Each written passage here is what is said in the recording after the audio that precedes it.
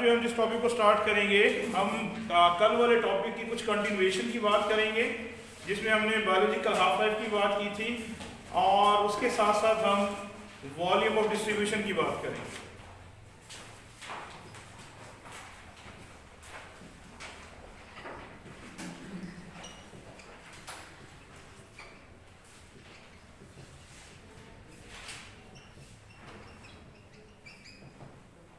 Biological half life में कल मैंने एक आप लोगों को, जहाँ पे हमने क्लास को छोड़ा था, वहाँ हमने एक अज्यूम किया था कि अगर हमें ये चेक करना हो कि कब 5% ड्रग जो है वो बॉडी के अंदर प्रेजेंट है और 95% ड्रग एलिमिनेट हो चुकी है, तो हमने एक टाइम कैलकुलेट किया था और वो टाइम था 4.32 इंटू टी हाफ। ओके, ये हमने तब टाइम मेजर किया जब 5% ड्रग थी।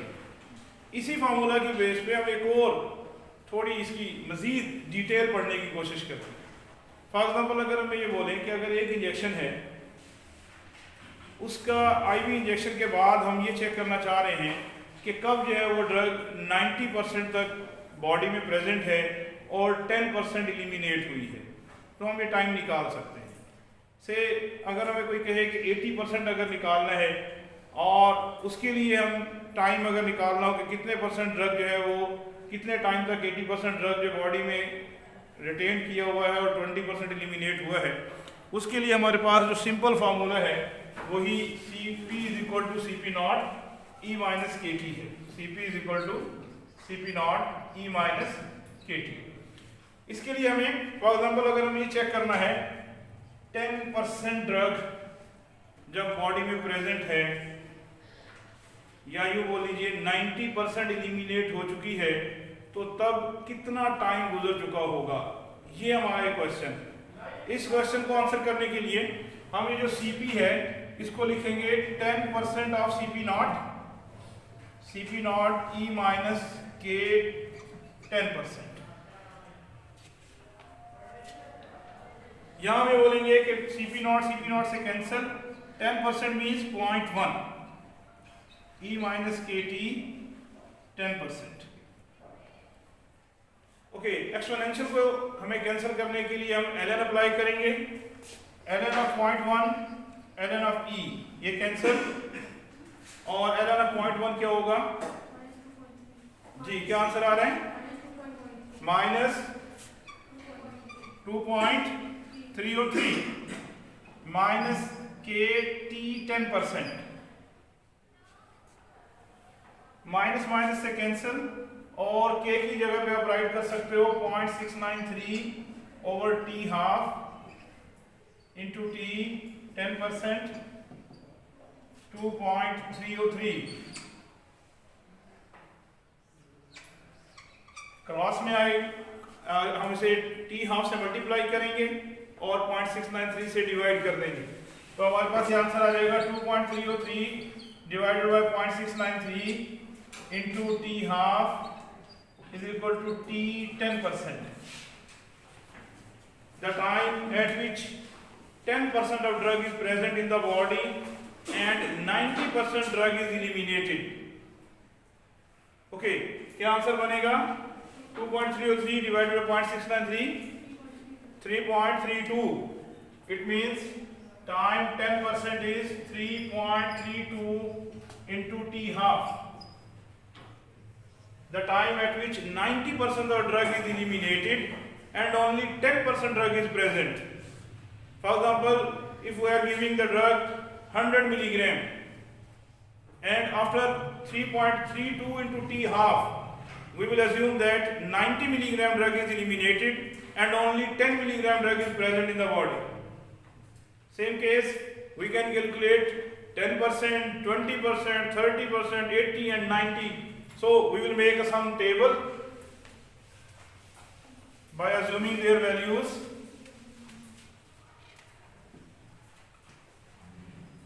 One is our percentage of drug in body, time with the T half. Say 90%, 80%, 60%, 50%, 40, 30, 10 and 5. We can construct a table by dividing you people. For example, these two first batches will calculate for 90% and the next will calculate for 80% and the next will calculate for 60. These two benches will calculate 50, then 40 and the last one 30. We have a factor of for 10 that was 3.32 into T half and there is 4.32 into T half. For 5% means 95% drug eliminated, 4.32 into T half. 90% of drug eliminated, 3.32 into half. Okay, what about when drug is 10% eliminated and 90% present in the body? What the time will be? We will calculate with the same way. Cp is equal to Cp naught minus Kt. K will be of now 90%. And we will have it right here Cp naught of 90%. This is actual 0.9. Cp naught is equal to Cp naught E minus Kt 90%. Cp naught will be cancelled and we will apply the natural log, and taking the natural log then we will divide with the 0.693 and we will get the value of the factor which will, when we multiply with the T half, we will get the exact time. At what time we have only 10% elimination and 90% drug is present in the body. Okay, calculate for 90%, then 80%, 60 and then 50, 40. Okay, is there any answer?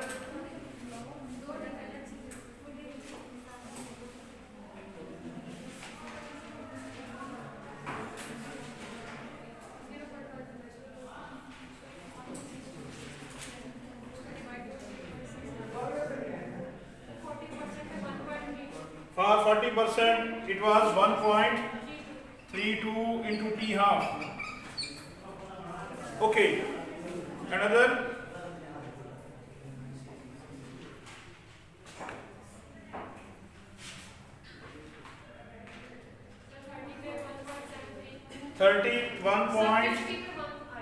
Sorry?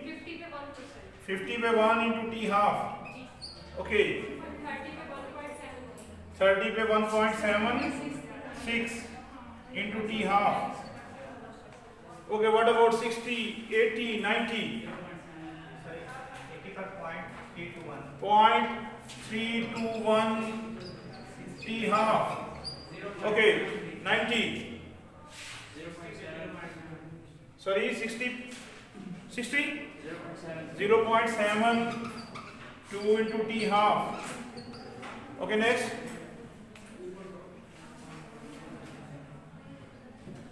$90. 0.105 into T half. Okay, now we will see the trend. As we are moving towards the maximum drug elimination, we will get the multiplying factor increasing.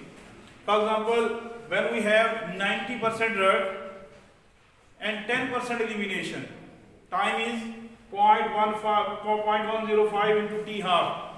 If we have a drug whose value is half-life of the drug is say 1 hour, then we will assume after 0.105 hours drug will be only available 90% and 10% of drug is eliminated.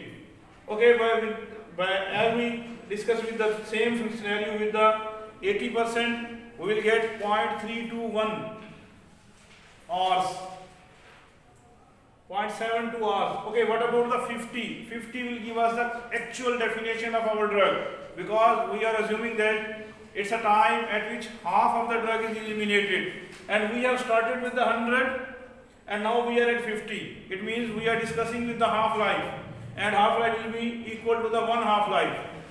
As we increasing then we will get more value of the factor, multiplying factor. For example, at 40% means 40% drug is present in the body and 60% drug eliminated from the body. The time will be 1.32 into T half. And in case of 30% present in the body but 70% drug is eliminated from the body, we will assume that time is 1.76 into T half, then 10 means 90%. And in case of our value after getting the 5% drug which is present in the body and 95% eliminated from the body, we will have to multiply with the 4.32 into T half. It means we can calculate the half-life. By using this half-life, we can estimate the exact amount of exact concentration of drug at particular time. For example, if we want to measure the 80%, 70%, then this table will give us a multiple detail of this concentration which is present in the drug in the body. Okay, we will discuss two different types of the parameters, different types of the pharmacokinetic parameters. We will say these are the primary pharmacokinetic parameters and secondary pharmacokinetic parameters. In case of primary pharmacokinetic parameters, these are basically half-life and volume of distribution. Why we are saying these are the primary? Because from these parameters we will calculate the secondary one. For example, we will calculate the clearance by using the half-life formula. We will calculate the clearance by using the rate constant formula. We will calculate the area under the curve by using the half-life, even rate constant. So we can assume that there are the two basic parameters. One are the primary pharmacokinetic parameters and other are the secondary. Among the primary, we are discussing half-life, and half-life and other is the volume of distribution. Okay, when we discuss with the volume of distribution means the volume which drug is occupied in the body. Volume of distribution is basically that volume in which drug is dissolved, that volume in which drug is present in our body. There are the two types of the volume of distribution. We will write it VD. One is actual volume of distribution, or other name is true volume of distribution, other and apparent volume of distribution. We can also say hypothetical volume of distribution. In case of hypothetical volume distribution, we will assume that this volume is not existing in our body and we have just the volume of distribution which is more than the actual value of the volume distribution. For example, अगर हम ये assume करें कि हमारी total plasma, blood, serum, lymph, सारे fluids को अगर हम count कर लें तो हमारे पास total volume आता है 5 to 7 लीटर, और बास ड्रग्स का हम वॉल्यूम डिस्ट्रीब्यूशन देखते हैं 200 लीटर है, बास का जो 100 लीटर है, बास 50 लीटर है, और अगर मिनिमम जाए तो 3.5 लीटर भी है. इट मीन जो एक्चुअल वॉल्यूम डिस्ट्रीब्यूशन है, वॉल्यूम अगर बॉडी के अंदर एग्जिस्ट करता है, ड्रग उससे ज्यादा वॉल्यूम में भी सॉल्युबल दिखती है या उसमें और नजर आता है. उसकी रीजन क्या है कि जो वॉल्यूम डिस्ट्रीब्यूशन है हमारे पास वो हाइपोथेटिकली हम उसको कंसीडर करते हैं. इसको हम एक एग्जांपल से अंडरस्टैंड करने की कोशिश करते हैं. फॉर एग्जांपल, अगर हमारे पास दो बीकर हैं और एक को हमने बोला ए बीकर है और दूसरा है बी, और उनमें इक्वल वॉल्यूम है सॉल्वेंट्स का, इक्वल वॉल्यूम ऑफ वाटर है, और उस वाटर में हमने क्या किया है जी, पोटाशियम आयोडाइड ऐड किए है 1 ग्राम पोटाशियम आयोडाइड, और इसे कंप्लीट डिसॉल्व किया. इसमें भी हमने 1 ग्राम पोटाशियम आयोडाइड ऐड किया, लेकिन इसमें ए और बी बीकर में हमने जो वॉल्यूम लिया है वाटर का दोनों सेम लिए. एक डिफरेंस हमने रखा इन दोनों के दरमियान, वो था चारकोल के कुछ पार्टिकल्स हमने इसके अंदर रखे. आप लोग जानते हैं कि चारकोल एक अच्छा एब्जॉर्बेंट है, उसने पोटाशियम आयोडाइड को एब्जॉर्ब किया. ओके, मैं दोबारा इसको रिपीट कर रहा हूँ. हमने क्या सीखने जा रहे हैं, वॉल्यूम ऑफ डिस्ट्रीब्यूशन. और वॉल्यूम डिस्ट्रीब्यूशन में हम उस कंसेप्ट को जिसको हम बोल रहे हैं हाइपोथेटिकल या अपीरेंट वॉल्यूम डिस्ट्रीब्यूशन, उसको हम कैसे अंडरस्टैंड करेंगे. उसके लिए हमारे पास दो बीकर, उन दोनों बीकर में ए और बी में, एक में हमारे पास जो है वो दोनों में वाटर की क्वांटिटी इक्वल है, और हमने दोनों में जो डिजोल्व किया है पोटेशियम आयोडाइड 1 ग्राम दोनों में पोटेशियम आयोडाइड ऐड किया और इनको डिजोल्व किया। लेकिन जो बी बीकर है उसमें हमारे पास जो एड्सॉर्बेंट है चारकोल की प्रेजेंस में, जब चारकोल क्या करता है जी, ड्रग को एब्जॉर्ब करेगा, ड्रग इसके अंदर एब्जॉर्ब हो जाएगी और इसकी कंसंट्रेशन जो है वो वेरिएट करेगी। हमने इसे चेक किया, इसमें कंसंट्रेशन और इसमें कंसंट्रेशन चेक की, दोनों में कंसंट्रेशन डिफरेंट थी। हम इसमें से कंसंट्रेशन कैसे चेक कर सकते हैं, कौन से मेथड से कंसंट्रेशन चेक करेंगे? तो फिजिकली देख लेंगे या किसी इंस्ट्रूमेंट से इसको चेक किया जाएगा या कुछ और? एग्जैक्टली यूवी से हम देख सकते हैं, बिल्कुल एचपीएलसी से देख सकते हैं, एलसीएमएस से देख सकते हैं। लेकिन इस काम के लिए हमें क्या करना होगा, पहले एक स्टैंडर्ड कर्व बनाना होगी। स्टैंडर्ड कर्व किसकी बनाना होगी?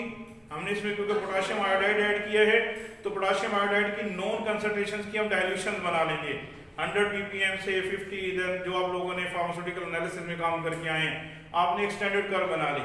स्टैंडर्ड कर्व बनाने के बाद आपने अननोन कंसंट्रेशन दोनों में फाइंड किया, ए और बी में, तो आपको पता लगा कि ए में जो कंसंट्रेशन है वो है 100 माइक्रोग्राम पर एमएल, 100 माइक्रोग्राम पर एमएल, जबकि बी में जो कंसंट्रेशन मिली वो मिली 50 माइक्रोग्राम पर एमएल, 50 माइक्रोग्राम पर एमएल।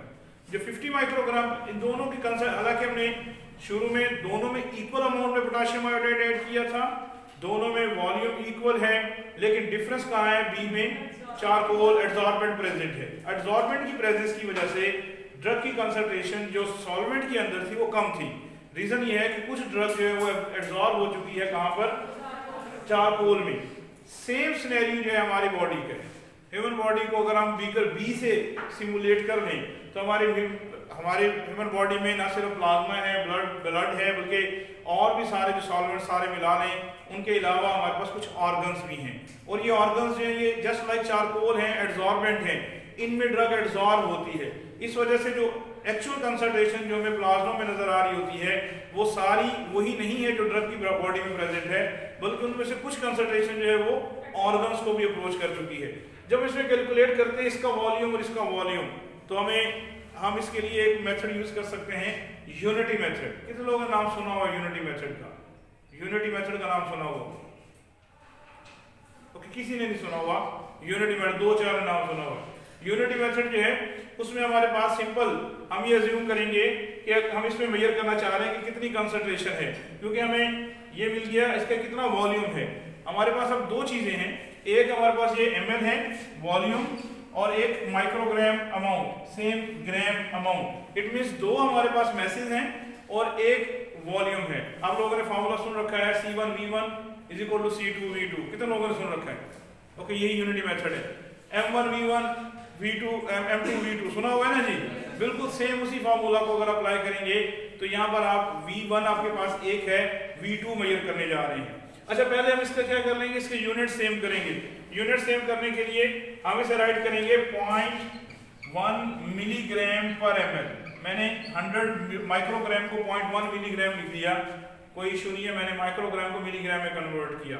सेम केस में मेरे पास यहाँ 1 ग्राम था, इसको मैं कन्वर्ट करूंगा तो ये बनेगा 1000 मिलीग्राम पोटेशियम आयोडाइड।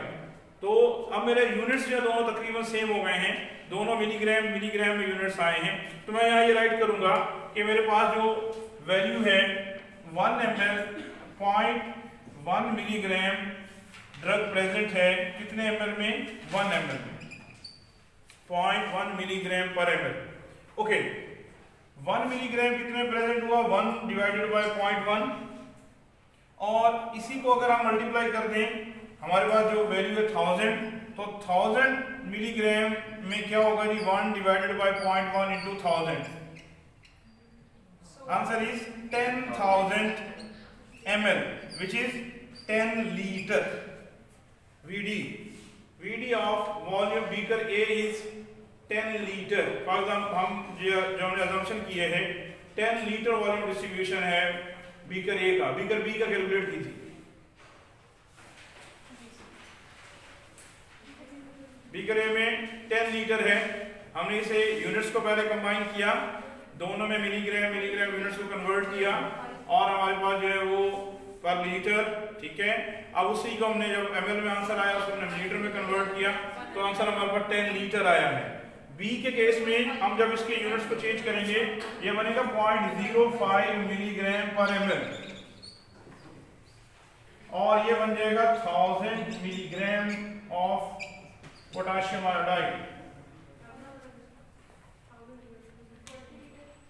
0.05 मिलीग्राम पर लीटर और मिलीग्राम पर ml ड्रग अमाउंट और जो पोटेशियम आयोडाइड ऐड किया था वो 1000 मिलीग्राम। जब इसको सॉल्व करेंगे तो इसके लिए आपको जी 20 लीटर आंसर आया है। देखिए बिल्कुल सेम, मैंने इसको यहाँ पे राइट कर दिया 0.05 मिलीग्राम पर ml drug is present, potassium iodide is present in how much 1 ml, 1 milligram is present 1 over 0.05 और 0.05 into 1000 answer is 20,000, answer is 20 litre. 20 litre. हमने तो शुरू में बोला था कि दोनों में वॉल्यूम सेम है, हमने ये नहीं कहा था कि बीकर ए और बी जिसके अंदर वाटर लेवल दोनों का सेम, ड्रग की कंसंट्रेशन सेम, ड्रग जो हमने ऐड किया पोटेशियम आयोडाइड वो सेम, लेकिन जब हमने उसको एस्टिमेट किया, जब उसको मेजर किया तो ए में जो है वो कम ड्रग थी, ए में ज्यादा थी और बी में कम ड्रग थी। और जब हमने वॉल्यूम को मेजर किया तो पता लगा कि ये जो ए का वॉल्यूम है वो बी से हाफ है या बी का वॉल्यूम जो है वो ए से हाफ है। बिल्कुल इसी केस में हमारे जो ऑर्गन्स हैं, जब हम अपने ड्रग को एज्यूम करते हैं कि वो ब्लड सर्कुलेशन में है, इट मींस वो ऑर्गन्स में एब्जॉर्ब भी हुई है। जब वो ऑर्गन्स में एब्जॉर्ब होगी तो वो ऑर्गन्स का वॉल्यूम भी साथ एड अप होके आएगा। इसीलिए हम एज्यूम करेंगे कि बास ड्रग्स की जो वॉल्यूम डिस्ट्रीब्यूशन है वो 100 लीटर, 200 लीटर, इवन 50 लीटर, जो कि हमारी एक्चुअल बॉडी का वॉल्यूम एग्जिस्ट नहीं करता है, ऐसे वॉल्यूम को हम हाइपोथेटिकल वॉल्यूम बोलते हैं। और ऐसे वॉल्यूम के लिए जो हम वर्ड यूज करते हैं apparent volume distribution. Remember apparent volume distribution means hypothetical volume distribution which is not exist in our body, but hypothetically we assume that the volume of the medium which are including the volume of our tissues and all other organs which are present in our body, then we will say these are all the hypothetical or the apparent volume distribution. Okay, after getting the apparent volume distribution, we can, how many parameters we can check? We can calculate apparent volume distribution by using the simple formulas. For example, if we have the two values of the concentration and amount of drug, for example, we want to measure the VD, volume of distribution, which is equal to X naught over Cp naught. Simple formula.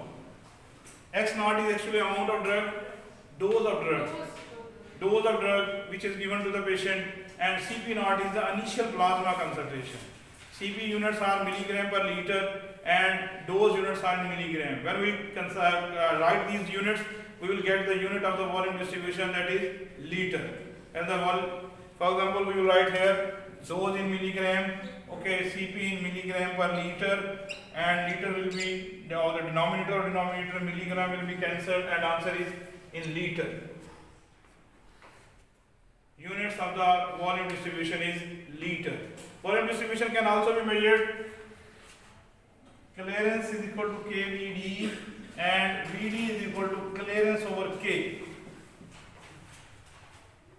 When we divide the clearance with the rate constant, we will get the volume distribution. And volume distribution clearance units are ml per R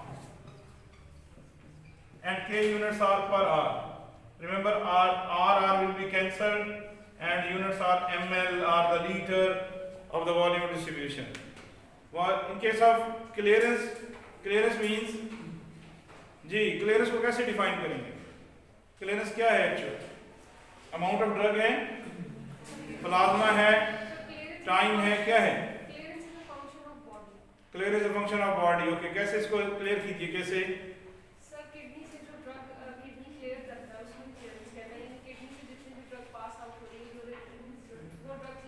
मतलब drug की वो amount जो kidney से पास हो रही है वो clearance है। आप ये कहना चाह रहे हैं volume of the drug plasma, blood plasma, blood और प्लाज्मा आगे required to clear drug. Okay, और इसके अलावा जी क्लियरेंस को डिफाइन करना है। What is clearance? amount of drug excreted through urine is called clearance. अभी तक still हम wrong हैं जी. Clearance. Amount of drug which is removed from plasma. Okay, amount of drug which is removed from plasma. No. Okay जी, अगर आप इसके units देखें, इसके units हैं ml per hour. ml are the units of plasma, are the blood per hour in unit time. हम ये assume करेंगे, for example हम ये अज्यूम कर रहे हैं हमने 100 मिलीग्राम ड्रग जो है वो पेशेंट को दी है और टोटल वॉल्यूम प्लाज्मा का था 7 लीटर और एक घंटे में फर्स्ट आवर में जो 30 ml प्लाज्मा है वो ड्रग से फ्री हो गया, तो अब उसकी क्लियरेंस है 30 ml पर आवर. इस चीज को अंडरस्टैंड कीजिए. ml per our means volume of plasma which is getting free from the drug in unit time is called clearance. Volume of plasma which is getting free from the drug in unit time. दोनों बातें important हैं. Blood के case में volume का word बोलना और time को साथ फैक्टर को लेके आना कि इतने टाइम में इतनी ड्रग, इतना प्लाज्मा फ्री हुआ है ड्रग से, वो उसकी क्लियरेंस है. अब उसमें हमें कैसे मेजर करना होगा, यानी अगर हमने ये देखा कि टोटल वॉल्यूम कितना है ब्लड का और वो कितना जो है वो फ्री हो चुका है ड्रग से, वो आपकी क्लियरेंस में. तो इसीलिए हमने इसके यूनिट राइट किए ml per hour. Volume of plasma which is getting free from the drug in a unit time is called ml per hour. It may be ml per minute, ml per day, ml per hour, week, litre per week, litre per day, यानी हमें volume और time के units में हम इसको clearance को major कर रहे हैं. तो यहाँ पे और कैंसिल दोनों का और ml और लीटर की इसके यूनिट्स आएंगे. क्या मैं इस फॉर्मूला को और भी मॉडिफाई कर सकता हूँ k को देखते हुए? जी कर सकते हैं. क्या बन सकता है फॉर्मूला जी?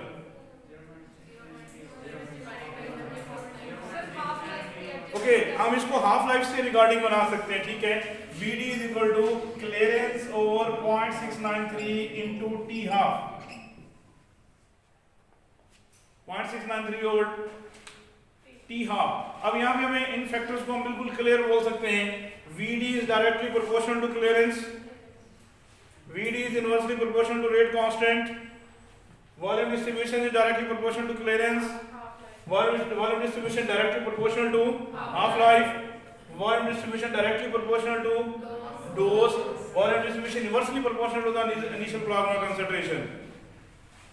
ये हमें proportionality को assume कर रहे हैं कि VD बढ़ जाएगा अगर half life भी ज्यादा है, volume distribution ज्यादा होगा अगर dose ज्यादा है, volume distribution ज्यादा होगा अगर clearance भी ज्यादा है, और volume distribution. अच्छा यहाँ बड़ा अजीब सी बात हो रही है. क्लियरेंस अगर ज्यादा है तो VD बढ़ जाएगा. ये बात समझने के लिए हमें हाइपोथेटिकल कंसेप्ट की तरफ जाना होगा. हाइपोथेटिकल मींस कि हमने अब ये अज्यूम किया कि प्लाज्मा तो ड्रग से फ्री हो रहा है, लेकिन वो ड्रग अब कहाँ अवेलेबल हो रही है? टिश्यूज के अंदर हो रही है. क्योंकि हमने टिश्यूज के वॉल्यूम को भी और प्लाज्मा के वॉल्यूम को भी कंबाइन नेम दिया है हाइपोथेटिकल वॉल्यूम, जिसको हमने वॉल्यूम डिस्ट्रीब्यूशन बोला है. इट मींस ये ड्रग प्लाज्मा तो क्लियर हुआ, लेकिन जो टिश्यू क्लियरेंस है, जो टिश्यूज के अंदर जब ड्रग की पेनिट्रेशन हो गई तो ये VDs का बढ़ गया. तो ऐसी ड्रग्स जिनकी जो लिपोफिलिक नेचर की हैं, उनका हाइपोथेटिकल वॉल्यूम ऑफ डिस्ट्रीब्यूशन ज्यादा होता है क्योंकि उनकी नेचर टुवर्ड्स द टिश्यू ज्यादा है. लिपोफिलिक ड्रग्स की नेचर ज्यादा. इस तरह से अगर हाइड्रोफिलिक ड्रग्स हैं तो वो ज्यादा लाइक करेंगी प्लाज्मा में एग्जिस्ट करना, बिकॉज हमारे प्लाज्मा में 90% ज्यादा वाटर है. अब उस वाटर की प्रेजेंस की वजह से हाइड्रोफिलिक ड्रग्स रिटेन करेंगी प्लाज्मा में. जब प्लाज्मा में रिटेन करेंगी तो उनका वॉल्यूम डिस्ट्रीब्यूशन जो है वो कम होगा. और वो ड्रग्स जो वीकली एसिडिक हैं, वो ड्रग्स उनका वॉल्यूम डिस्ट्रीब्यूशन कम होगा क्योंकि वो प्लाज्मा की प्रोटीन्स के साथ जाके बाइंड करती हैं. और अगर वो वीकली एसिडिक हैं तो वो टिश्यू प्रोटीन के साथ जाके बाइंड करना पसंद करती हैं. इसलिए वीकली बेसिक ड्रग्स का VD ज्यादा होगा. तो मैं इसको दोबारा रिपीट बोल रहा हूँ. हाइड्रोफिलिक ड्रग्स हैं, हाइड्रोफिलिक ड्रग्स वॉल्यूम डिस्ट्रीब्यूशन कम होगा, ट्रू वॉल्यूम डिस्ट्रीब्यूशन होगा. ये कह रहे हैं सिस्टेमिक सर्कुलेशन में रहेंगी, टिश्यूज में मूव नहीं करेंगी. लिपोफिलिक ड्रग्स टिश्यूज की तरफ मूव करेंगी और इनका हाइपोथेटिकल या अपेरेंट वॉल्यूम डिस्ट्रीब्यूशन ज्यादा होगा. और जो आपके पास जो सेकंड कैटेगरी है हाइड्रोफिलिक ड्रग्स, ये वाटर में ज्यादा रहने की वजह से ये कहाँ रहेगी जी? ये इनका भी वॉल्यूम डिस्ट्रीब्यूशन कम. और लिपोफिलिक के लिए दूसरा एसिडिक ड्रग्स जो हैं वो रिटेन करेंगी विद इन द प्लाज्मा क्योंकि वो प्लाज्मा प्रोटीन्स के साथ बाइंड करते हैं। रिमेंबर, अगर कोई पूछता है कि जी प्रोटीन बाइंडिंग अगर ज्यादा है तो क्या वीडी कम होगा या ज्यादा होगा, तो हमें कहेंगे कि ये क्वेश्चन कंप्लीट नहीं है। इस क्वेश्चन को कंप्लीट कीजिए कि आप कौन से प्रोटीन की बात कर रहे हैं, आप प्लाज्मा प्रोटीन्स की बात कर रहे हैं या टिश्यू प्रोटीन्स की। अगर प्लाज्मा प्रोटीन्स की बात कर रहे हैं तो तब वीडी जो है वो ट्रू वीडी की तरफ जाएगा, और अगर आप टिश्यू प्रोटीन्स की बात कर रहे हैं तो तब ये हाइपोथेटिकल या पेरेंट वॉल्यूम डिस्ट्रीब्यूशन ज्यादा होगा। तो पेरेंट वॉल्यूम डिस्ट्रीब्यूशन ज्यादा होगा अगर हमारे पास जो है वो टिश्यू प्रोटीन ज्यादा, प्रोटीन बाइंडिंग ज्यादा है, और अगर प्लाज्मा प्रोटीन बाइंडिंग ज्यादा है तब वीकली एसिडिक है तो वीडी कम, वीकली बेसिक है तो वीडी ज्यादा। अच्छा, इसके लिए हमें इसे अज्यूम करने के लिए हमें ये देखना होता है ड्रग की अपनी नेचर क्या है। ड्रग के अंदर हाइड्रोजन बॉन्ड्स कितने हैं। अगर जितने ज्यादा हाइड्रोजन बॉन्ड्स होंगे उतने ही ज्यादा ड्रग के चांसेस है कि वो ज्यादा देर तक रिटेन करेगी अपने जो हाइड्रोफिलिक होगी, प्लाज्मा में रिटेन करेगी, वीडी कम होगा। सेम केस में हमें ड्रग का जो है वो साथ एक हमें ऑक्टेन और वाटर रेशो निकालनी होती है, एक हमारे प्रैक्टिकल भी है जिसको हम परफॉर्म करेंगे। जैसे अभी मैंने जो बीकर वाली एग्जांपल बनाई, ये भी हमारे प्रैक्टिकल बनेगा जिसको हम प्रैक्टिकली परफॉर्म करके भी देखेंगे कि वीडी जो डायरेक्ट इफेक्ट करता है। तो सेकंड पैरामीटर जो हमारे पास हुआ हाफ लाइफ के बाद वो वॉल्यूम डिस्ट्रीब्यूशन है, जो हमारे प्राइमरी काइनेटिक्स पैरामीटर में आता है। इसकी बेस पे हम बाकी चीजें कैलकुलेट करना सीखते हैं। इसे कैलकुलेट करने के लिए जो फार्मूलाज हैं वो सिंपल है, इसके यूनिट्स हैं वो सिंपल हैं। मैं आप लोगों से एक एग्जांपल जो है वो करना चाहूँगा जो उसके साथ जो डिस्कस करनी है हमने, जो हमने मॉर्निंग के साथ भी की थी। इसमें हमें जो है वो मैं आप लोगों के साथ लिखवाऊंगा, आपने इसका डाटा लिखना है, फिर आपने मुझे बताना है कि इसके आंसर्स क्या बनते हैं। इसमें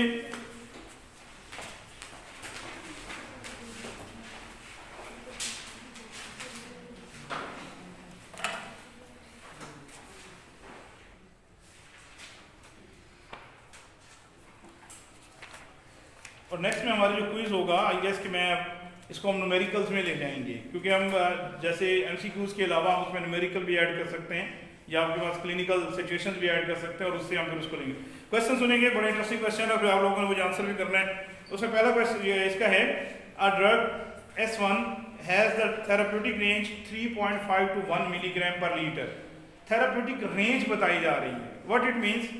3.5 क्या है और 1 क्या है जी।